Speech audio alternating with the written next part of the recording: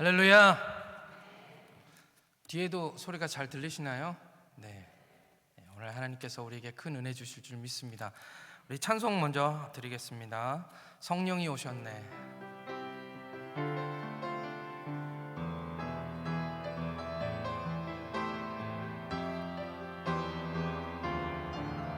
우리 가사를 생각하시면서 함께 찬양하시겠습니다. 허무한 시절 지날 때, 허무한 시절 지날 때, 깊은 한숨 내쉴 때, 그런 풍경 보시며 탄식하는 분 있네. 고와 같이 너희를 버려두지 않으리. 내가 너희와 영원히 함께하리라. 성령이 오셨네. 성령이 오셨네. 성령이 오셨네. 내 주에 보내신 성령이 오셨네. 우리 인생 가운데 친히 찾아오셔서 그 나라 꿈꾸게 하시네. 2절입니다. 억눌린 자 갇힌 자 자유함이 없는 자 피난처가 되시는 성령님 계시네. 주의 영이 계신 곳에 참 자유가 있다네. 아멘. 진리의 영이신 성령이 오셨네. 아멘. 성령이 오셨네. 성령이 오셨네. 내 주에 보내신 성령이 오셨네. 우리 인생 가운데 친히 찾아오셔서 그 나라 꿈꾸게 하시네. 우리 한 번 더 하겠습니다. 성령이 오셨네. 성령이 오셨네. 성령이 오셨네. 내 주에 보내신 성령이 오셨네. 우리 인생 가운데 친히 찾아오셔서 그 나라 꿈꾸게 하시네. 기도하겠습니다. 하나님 아버지, 은혜와 사랑에 감사합니다. 우리를 위해서 십자가에 달려 죽으시고 부활하셨을 뿐만 아니라 오늘 우리를 위하여 성령을 보내주셔서 오늘 믿는 백성들과 함께 하시며 우리가 말씀을 들을 때마다 역사하시는 줄 믿습니다. 우리를 따라다니면서 도우시는 그 역사, 우리를 깨닫게 하시고 알게 하시고 우리에게 감동 주시는 그 역사가 하나님 매일 있을 수 있도록 우리 가운데 역사하여 주옵소서. 말씀을 듣습니다. 하나님의 성령으로 운행하시고 우리 마음을 움직이시며 이 시간 하나님의 역사하는 시간으로 하나님 우리를 인도하여 주옵소서. 감사드리오며 우리 주 예수 그리스도의 이름으로 기도하옵나이다. 아멘. 할렐루야. 유토피아, 모르는 사람들은 다 이 유토피아를 꿈꾸며 살아갑니다. 이 유토피아는 낙원이라는 뜻인데요, 이 말을 만든 사람은 토마스 모어라는 사람입니다. 1516년에 지어진 소설 제목입니다. 말 그대로 이 소설 속에서 우리 모든 사람들이 꿈꿨던 그런 행복을 아마 꿈꿨던 것 같습니다. 이 유토피아라는 단어는 낙원이라는 단어지만, 지금은 낙원이라는 단어로 쓰여지고 있지만, 그냥 이 유토피아라는 말의 뜻은 토피아라는 장소를 뜻하는 말에 유라는 단어가 붙어서 그런 곳은 없다라는 제목입니다. 그러니까 이 소설은 꿈을 꿨을 뿐이지 현실의 세상에서는 그런 것은 없다라고 그냥 처음부터 정의하고 시작하는 그런 소설인 것입니다. 당연히 이 유토피아의 모델이 된 것이 오늘 우리가 읽은 바로 그 성경 구절입니다.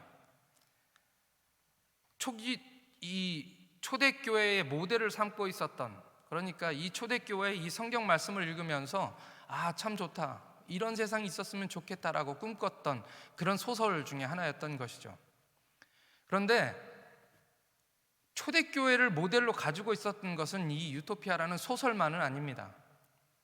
또 어떤 사람이 있었냐면 공산주의 혁명을 일으킨 마르크스라는 그 사람도 역시 성경의 이 모습, 이 아름답고 누가 봐도 참 이렇게 되고 싶다라고 생각한 이 사회를 꿈꿨던 것이 마르크스인데요.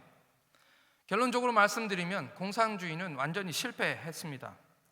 지금도 그 공산주의의 이상을 받아들인 국가들은 그 국가들이 처음에 꿈꿨던 이상과는, 완벽하다고 생각했던 그들의 사회와는 아주 거리가 먼 그런 삶들을 살고 있습니다. 또한 교회도 마찬가지입니다. 우리 종교개혁의 기치로 내건 슬로건이 무엇이었습니까? 바로 초대교회로 돌아가자입니다. 이제 초대교회로 돌아가서 우리가 꿈꿔왔던 그런 교회를 만들자라고 꿈꾸면서 시작했던 것이 바로 종교개혁이었던 것이죠. 그리고 그 종교개혁을 통해서 우리 개신교가 탄생했습니다.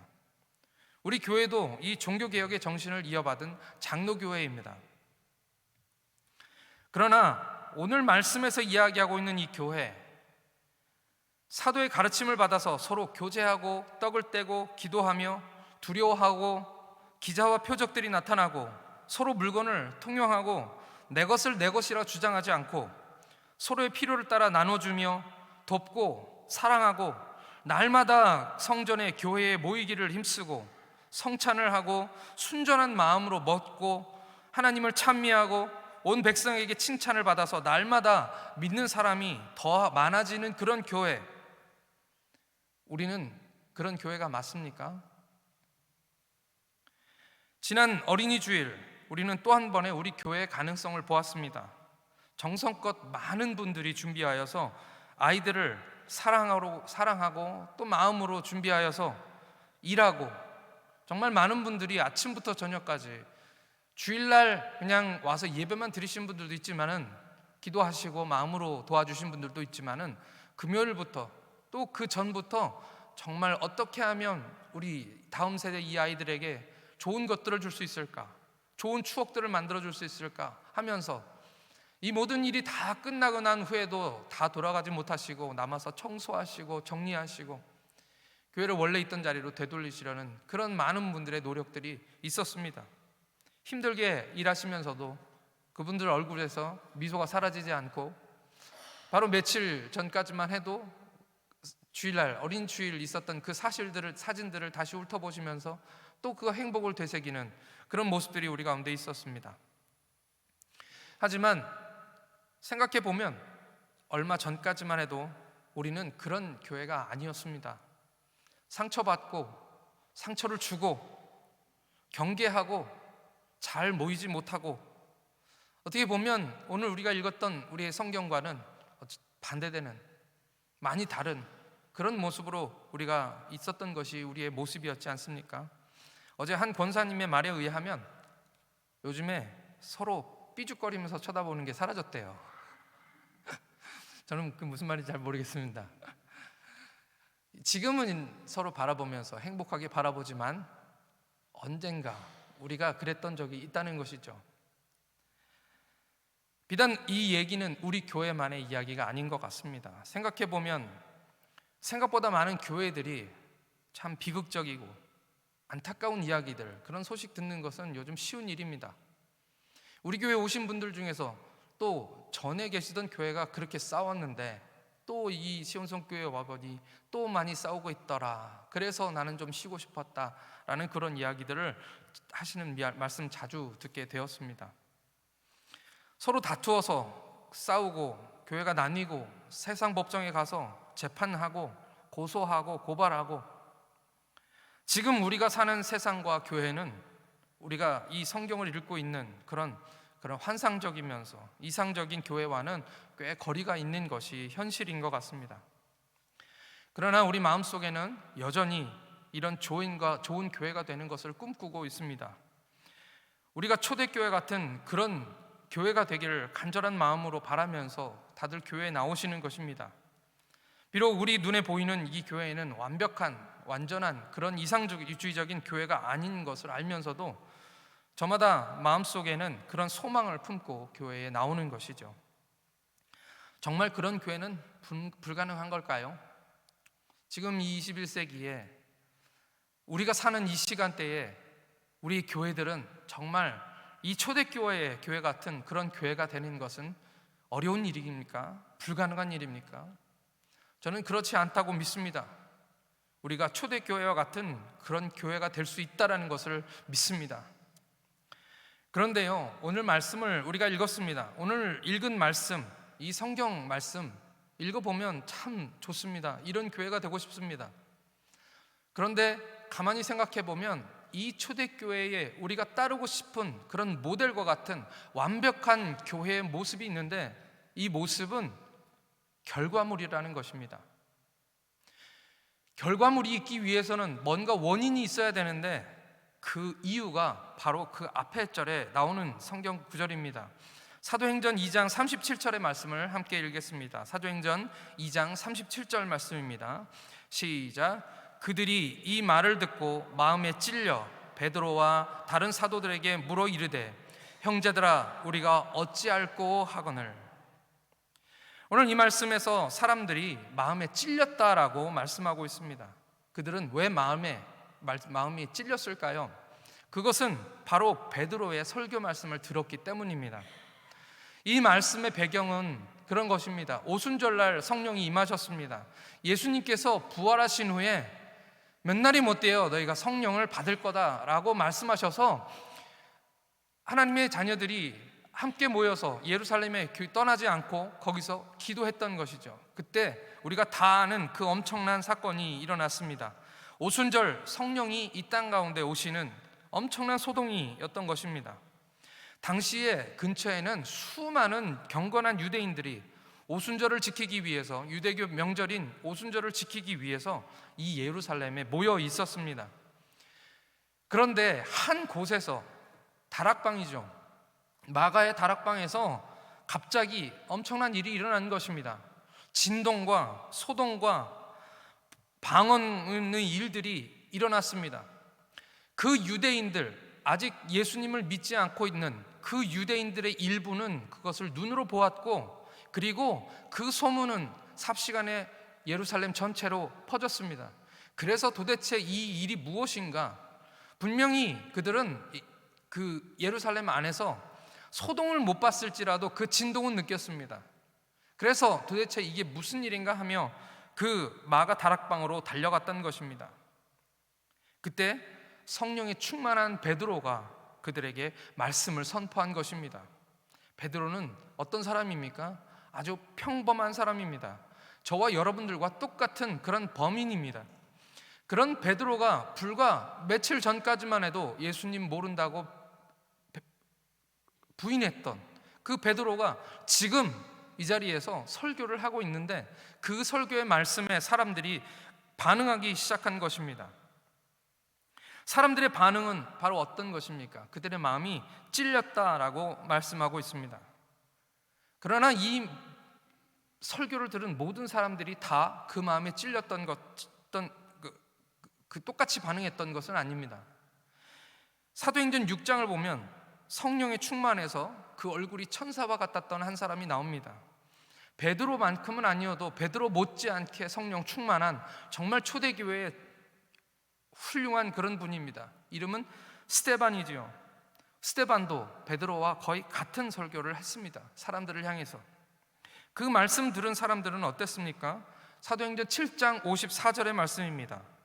사도행전 7장 54절 말씀입니다. 그들이 이 말을 듣고 마음에 찔려 그를 향하여 이를 갈거든. 말씀을 들었습니다. 그리고 그 마음에 찔렸다라는 말씀은 똑같이 나오는데요. 하지만 그들의 반응은 어땠습니까? 그들은 이를 갈고 스데반을 돌로 쳐 죽입니다. 똑같은 사람, 똑같은 설교를 들었던 사람들의 반응이 이렇게 달랐던 것이죠. 그 마음이 찔렸던 것조차 똑같다고 성경에 이야기하고 있습니다. 그런데 베드로의 설교를 들은 사람들은 어땠습니까? 형제들아, 우리가 어찌할꼬? 형제들아 우리가 어찌할꼬. 이 말씀을 여러분들이 한번 상상하시면서 그 말씀을 누군가가 연기를 한다고 생각하시면서 들으시면 지금 이들에겐 근심이 가득한 것입니다. 생명의 주를 너희가 십자가에 못 박아 죽였도다 라고 이야기하는데, 며칠 전까지 군중 사이에서 예수를 십자가에 못 박으라고 목에 핏대를 세우며 소리 지르던 바로 그 사람들이었는데, 이제서야 성령의 인도하심으로 그들이 잘못한 것, 그들의 죄를 깨닫게 된 것입니다. 큰일 난 것이죠. 지금 그들 마음속에는 단 한 단어밖에 생각이 안 나는 겁니다. 형제들아, 그러면 우리가 어찌할꼬. 똑같은 설교를 듣고 똑같이 마음에 찔렸는데 그들이 다르게 반응한 이유는 무엇이었을까요? 바로 하나님의 성령이 그들 가운데 역사하셨음을 믿습니다. 성령이 그들 마음에 근심하는 마음을 주신 것입니다. 고린도후서 7장 10절 말씀을 제가 읽어드리겠습니다. 고린도후서 7장 10절 말씀에 하나님의 뜻대로 하는 근심은 후회할 것이 없는 구원에 이르게 하는 회개를 이루는 것이요 세상 근심은 사망을 이루는 것이니라. 말씀이 선포되고 성령님이 그들 마음에 우리가 어찌할꼬라는 마음을 주셔서 그들 마음으로 근심케 하신 것입니다. 그때 베드로가 그들에게 선포하는 말씀이 사도행전 2장 38절의 말씀입니다. 베드로가 이르되 너희가 회개하여 각각 예수 그리스도의 이름으로 세례를 받고 죄 사함을 받으라. 그리하면 성령을 선물로 받으리니. 너무 적절한 하나님의 말씀인 줄 믿습니다. 형제들아 우리가 어찌할꼬 어떻게 하면 좋을까요? 라고 고백하는 그들을 향하여 회개하고 성령을 선물로 받으라 라고 베드로가 하나님 말씀을 선포하신 것입니다. 그때 3,000명이 주님 앞에 돌아오는 역사가 일어납니다. 3,000명이 세례를 받았던 것입니다. 당시 예루살렘의 인구가 25,000명에서 30,000명밖에 되지 않았을 때인 것을 감안하면 정말 엄청난 사람들이 주님께 돌아오게 된 것입니다. 그리고 그것이 다가 아닙니다. 거기에 주께서 구원받는 사람을 날마다 더하게 하시더라. 아멘. 말씀과 성령으로 교회가 새로워지는 줄을 믿습니다. 이 말씀을 읽는데요, 또 다른 성경 속의 이야기가 떠오릅니다. 구약 성경의 말씀입니다. 에스겔의 환상입니다. 37장, 에스겔의 37장의 말씀에 나오는 마른 뼈 환상, 그것이 생각납니다. 여호와의 권능으로 성령이 그를 마른 뼈가 가득한 계곡으로 데려가십니다. 에스겔은 어떤 사람이었냐면 사독 계열의 제사장이었습니다. 그가 30세가 되면 성전에 가서 제사장으로 섬기가 되어 있는데 5년 전이죠. 5년 전 25살이 되었을 때 그는 바벨론으로 끌려갑니다. 그리고 많은 이스라엘 백성들과 함께 강제 노역으로 그발 강가에서 이제 일을 하기 위해서 끌려온 것입니다. 대운하 공사에 동원되어서 말이죠. 가만히 생각해 보면 제사장으로서 섬기기 위해서 얼마나 많은 준비를 했을까요? 이제 그가 머리가 크기 시작하고 어느 정도 내가 이제 몇 년 후면 10년 후면 5년 후면 제사장이 되어서 내가 여호와 앞에서 섬기게 된다는 그런 꿈을 가지고 열심히 준비했었을 것입니다. 지금으로 얘기하면 신학교에서 열심히 공부해서 이제 목사가 되기 위해서 이제 조금 있으면 목사 안수 받고 사람들 앞에서 이제 열심히 하나님을 섬겨야지 하고 준비를 하는 그 마당에 나라가 망한 것입니다. 그리고 노예로 끌려간 것입니다.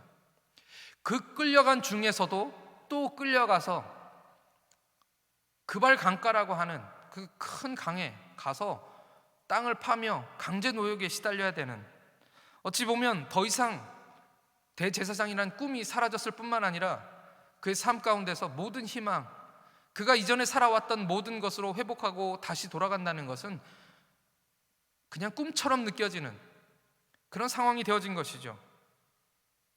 지금 그가 평생 꿈꿔왔던 그 일이 다 물거품이 되고 사람들과 함께 수말리 떨어진 곳에서 이 강제 노역을 시작하게 된 것입니다.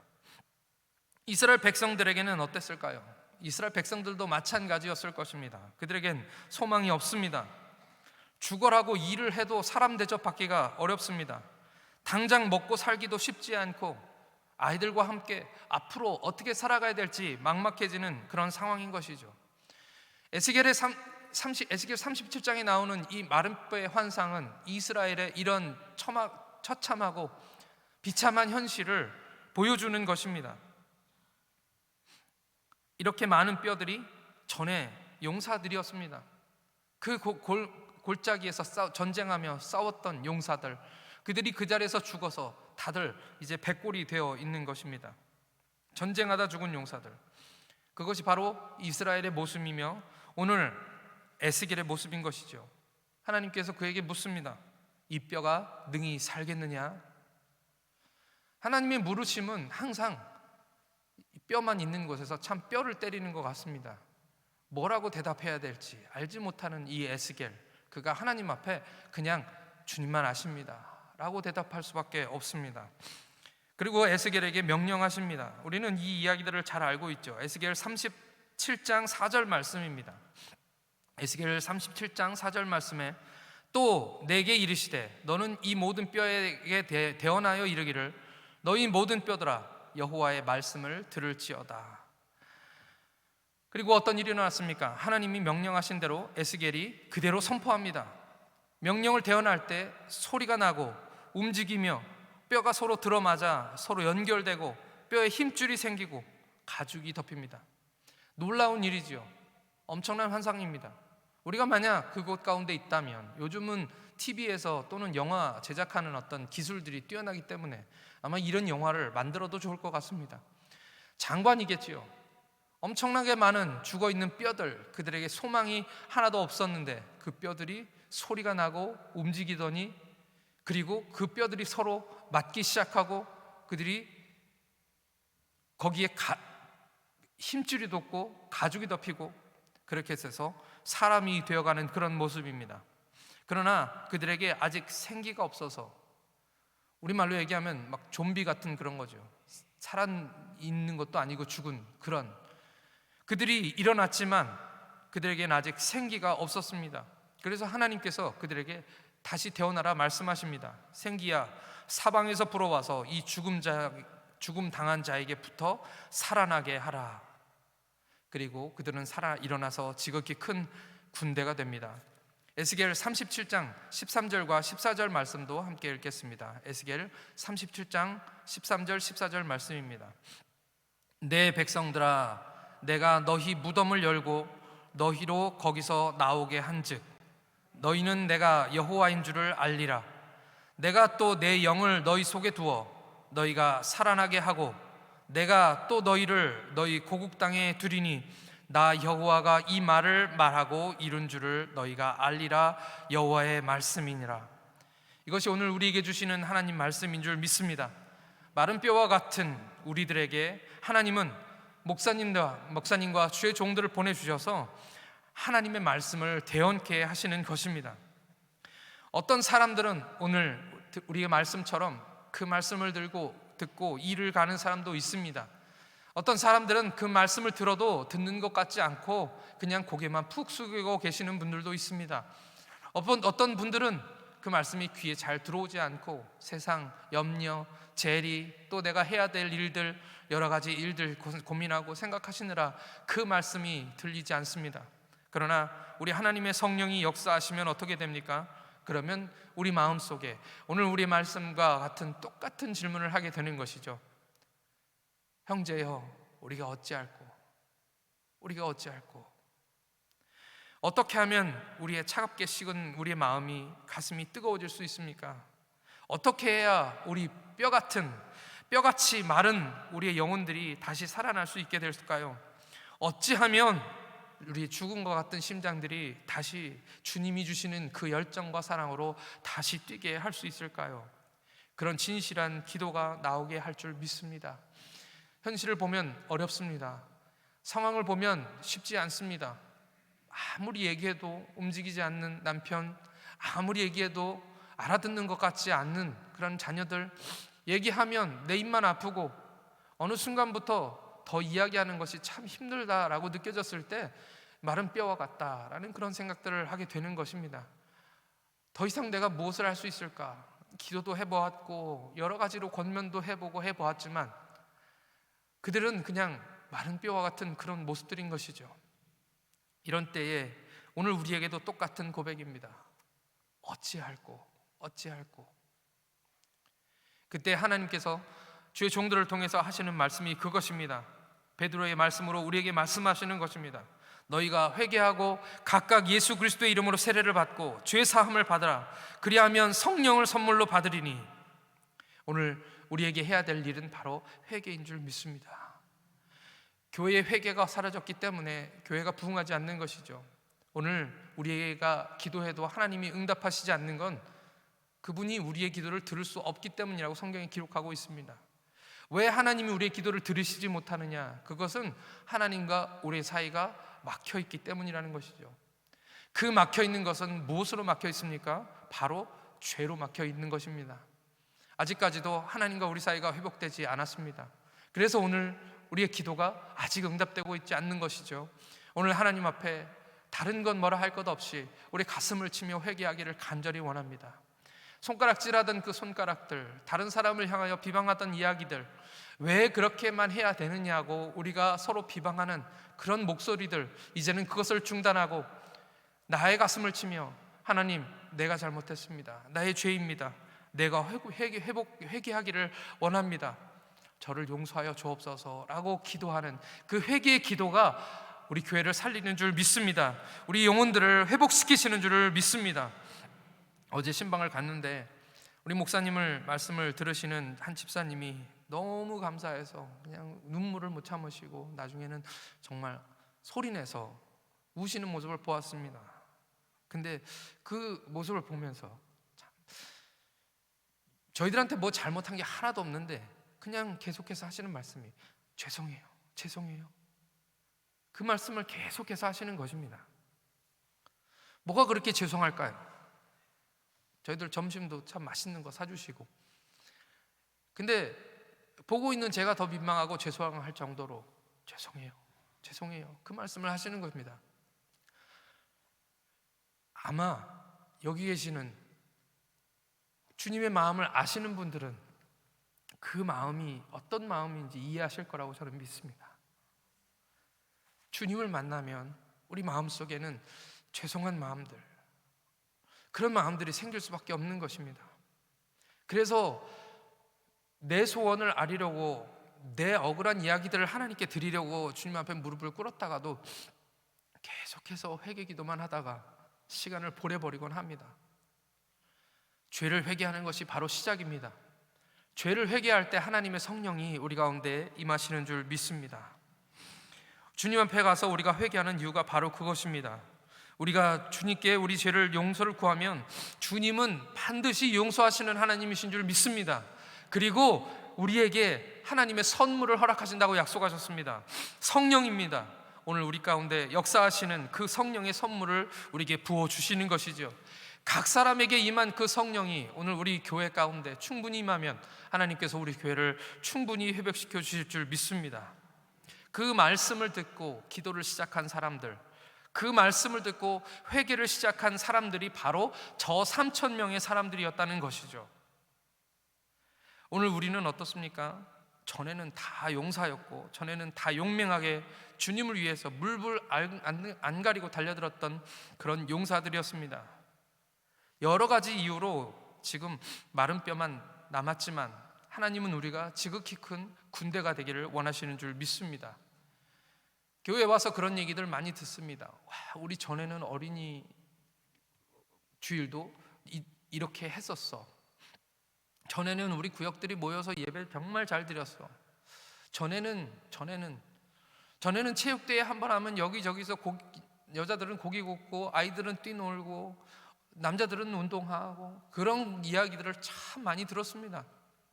그게 우리가 원래 이 교회에서 여러분들이 젊었던 그 시절에 싸웠던, 그렇게 이루었던 교회였던 것이죠. 그런데 마른 뼈만 남은 것은 여러 가지 많은 이유들이 있었지만 오늘 우리가 하나님께서 다시 일으켜 세우시겠다는 약속인 줄 믿습니다. 에스겔의 시대에는 성령이 이 땅 가운데 오셔서 믿는 자들 가운데서 역사하던 시대가 아니었습니다. 그때 시대에는 성령이 아직 우리 가운데 오시지 않았기 때문에 사방에서 불어와야 했던 것이죠. 그래서 에스겔이 사방에서 불어와서 이 영혼들에게 임하라 라고 선포했던 것입니다. 그런데 베드로의 때는 어떻습니까? 오순절 바로 이 베드로가 설교하기 바로 직전에 성령의 역사가 일어났습니다. 하늘에서 불의 혀같이 갈라지는 것이 각 사람에게 보이며 각 사람에게 임하는 것이 보였습니다. 그것은 역사적인 사실입니다. 한 번 이루어지고 다시 일어나지 않는 일입니다. 그 일은 우리 하나님의 성령님께서 이제 이 땅 가운데 내려오셔서 다시 떠나지 아니하시고 이곳 가운데 우리와 함께 계시면서 지금도 믿는 자들 가운데서 역사하시는 성령인 것이죠. 그 결과로 오늘과 같은 말씀이 일어난 것입니다. 초대교회의 아름다운 모습을 보여주신 것입니다.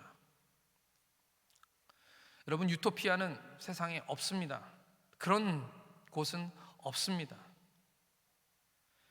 세상 사람들이 꿈꿔왔던 이상적인 세상이나 완벽한 사회, 그것을 지배하는 어떤 사상은 존재하지 않습니다. 왜냐하면 거기에는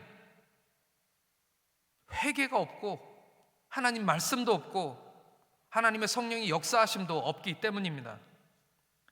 저는 우리 교회의 이 아름다운 초대교회의 역사를 다시 이룰 것을 확신합니다. 하나님의 말씀이 선포되고 있기 때문입니다. 새벽 예배 때마다 우리 목사님들을 통해서 주시는 하나님 말씀이 정말 꿀송이보다 달다는 것을 느낍니다. 그리고 그 말씀이 선포될 때 우리 성도님들 대부분들이 하나님의 성령으로 그 마음을 열고 그 말씀을 하나님 말씀으로 받으며 우리가 어떻게 할고 고민하며 우리가 함께 기도하기를 시작하는 것이죠. 그리고 회개하는 역사가 일어나는 것입니다. 그 회개가 있을 때 우리가 순종하며 기도하기로 다짐하는 믿음의 사람들이 있을 때 하나님의 성령의 역사가 일어나게 되는 줄을 믿습니다. 오늘 부른 찬양이 좋은 이유가 있습니다. 이 찬양은 성령이 오십시오라는 그런 찬양이 아닙니다. 성령이 오셨네, 성령이 오셨네, 내 주에 보내신 성령이 오셨네. 우리 성령이 우리 가운데 이미 임하신 줄 믿습니다. 여러분, 지금은 공허한 시대입니다. 고통스러운 시대이며 마른 뼈같이 소망 없는 시대입니다. 저는 여러분들이 말씀을 들으시기를 축복합니다. 성령께서 오늘 우리에게 우리가 어찌할꼬 라고 탄식하며 믿는 자여 어이할꼬 라고 찬송하며 우리 자녀들을 바라보며 이 어두워져가는 세상을 바라보며 우리가 어찌할꼬 라고 고민하고 애타게 하나님께 구하는 그런 여러분들에게 하나님의 말씀을 선포하시고 또 우리 자신을 위해서 또 우리 자녀들을 위해서 우리 나라와 민족을 위해서 이 세상을 위해서 가슴을 치며 어떻게 해야 할 거라고 탄식하시는 저와 여러분들 되시기를 예수님 이름으로 축원합니다. 그리고 우리가 회개하기를 원합니다. 우리 한국 땅에 임하였던 부흥도 어떻게 임하였습니까? 각 사람이 회개하기 시작했을 때 하나님의 부흥이 이 땅 가운데 임했습니다.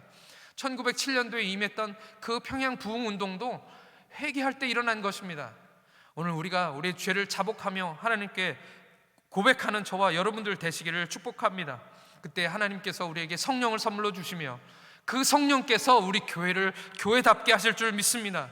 우리 교회를 아름다운 교회가 되게 하실 줄 믿는 것입니다. 이제 다시 우리가 하나님의 군사가 되어서 불 속에라도 들어가서 주의 복음을 증거하리 라고 외쳤던 우리 선배들과 같이 우리들도 주님과 함께 싸우게 될 줄 믿습니다. 이 시간에 우리가 함께 찬송 드리겠습니다. 말씀이 우리 안에서 역사하시도록 기도하는 마음으로 오늘 이 찬양을 정말 우리 마음속으로 부르셨으면 좋겠습니다. 우리 성령께서 우리의 해답이신 줄 믿습니다.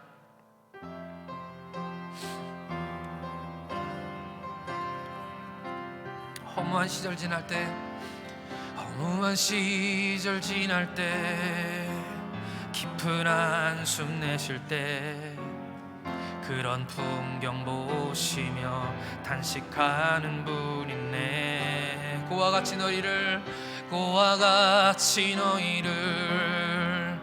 버려두지 않으리. 내가 너희와 영원히 함께하리라. 아멘. 성령이 오셨네. 성령이 오셨네. 성령이 오셨네. 내 주에 보내신 성령이 오셨네. 우리 인생 가운데 친히 찾아오셔서 그 나라 꿈꾸게 하시네.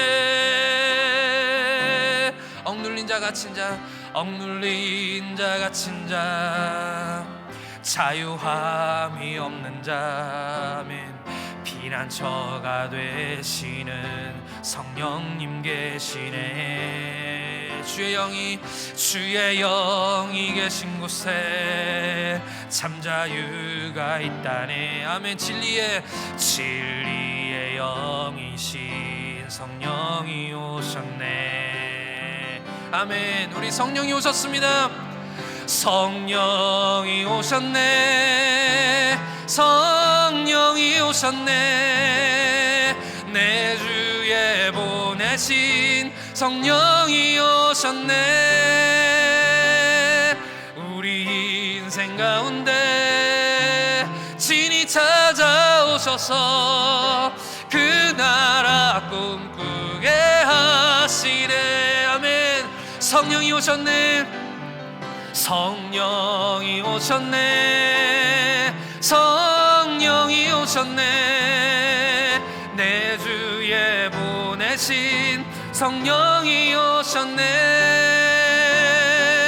우리 인생 가운데 친히 찾아오셔서 그 나라 꿈꾸게 우리 한 번 더 고백하겠습니다. 우리 성령님이 역사하시도록 성령이 오셨네. 성령이 오셨네. 성령이 오셨네. 내 주에 보내신 성령이 오셨네. 우리 인생 가운데 친히 찾아오셔서 그 나라 꿈꾸. 한 번만 더 우리 찬양하겠습니다. 우리 마음으로 찬양하겠습니다. 성령이 오셨네.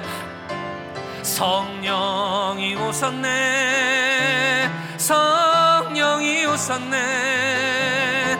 내 주에 보내신 성령이 오셨네. 우리 인생 가운데 친히 찾아오셔서 그 나라 꿈꾸게 하시네. 그 나라 꿈꾸게 하시네. 그 나라 꿈꾸게 하시네. 한 번 더. 그 나라 꿈꾸게 하시네. 그 나라 꿈꾸게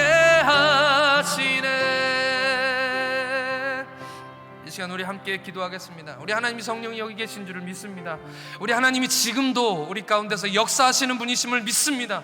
우리의 영혼들은 마른 뼈와 같을지라도 하나님의 성령은 지금 우리에게 역사하시기 위해서 준비하고 계시는 줄 믿습니다. 우리가 회개할 때, 우리가 우리 죄를 고백할 때 하나님 어찌하여야 합니까? 어떻게 해야 합니까? 라고 고백하는 우리의 마음속에 하나님의 성령이 역사하실 줄 믿습니다. 하나님 우리에게 역사해달라고 다 같이 하나님께 통성으로 기도하겠습니다. 하나님 아버지 은혜를 감사합니다. 하나님 은혜가 우리 가운데 있음을 고백합니다. 아버지 우리는 왜 그런 교회가 되지 못합니까? 왜 아버지 하나님의 초대교회와 같은 그런 교회를 만들지 못합니까?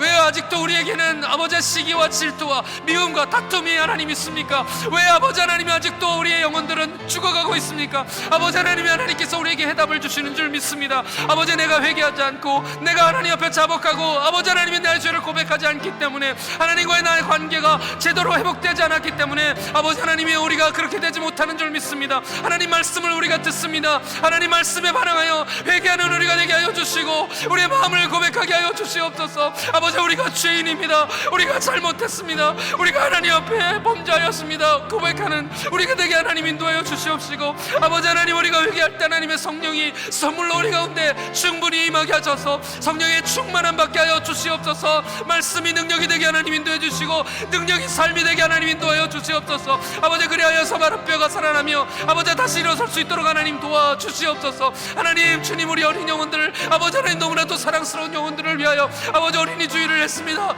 이 영혼들도 살아나게 하여 주시옵소서. 우리 잃어버린 영혼들도 주님께 돌아오게 하시고, 아버지 죽어가는 영혼들도 다시 회복되는 역사가 일어나게 하여 주시옵소서.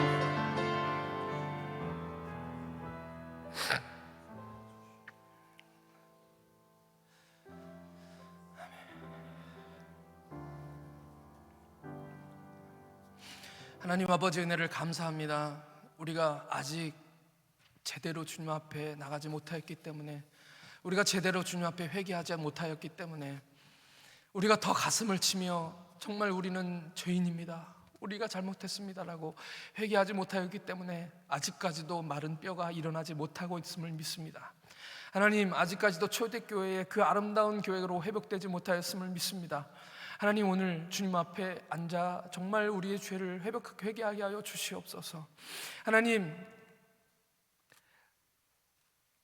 에레미야가 그랬던 것처럼, 하나님, 선지자들이 그러했던 것처럼, 느헤미야가 그랬던 것처럼, 우리가 지은 죄가 아닐지라도 우리 교회를 위하여, 우리 나라를 위하여, 우리 자녀들을 위하여 주님 용서하여 주옵소서라고 대신해서 회개하며 기도하는 우리가 되게 하나님 인도해 주시옵소서. 하나님, 우리가 회개할 때 하나님의 역사하심이 일어날 줄 믿습니다. 우리가 회개할 때 하나님 말씀이 우리 가운데 임하시며, 하나님 그 말씀이 능력이 되는 역사가 일어나게 될 줄 믿습니다. 하나님, 다시 회복되는 것을 우리 눈으로 보게 하여 주시옵소서. 초대교회의 모습처럼 우리 교회가 아름다워져서 사람들이 정말 이 교회에 몰려들 수 있도록 허락하여 주시옵소서.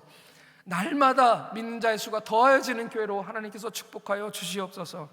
우리 가정이 회복되고 우리 자녀들이 회복되고 하나님 그날이 속히 오게 될 줄 믿습니다. 그것이 우리의 회개로부터 시작되게 하여 주시옵소서. 감사드리오며 우리 구주 예수 그리스도의 이름으로 기도하옵나이다. 아멘.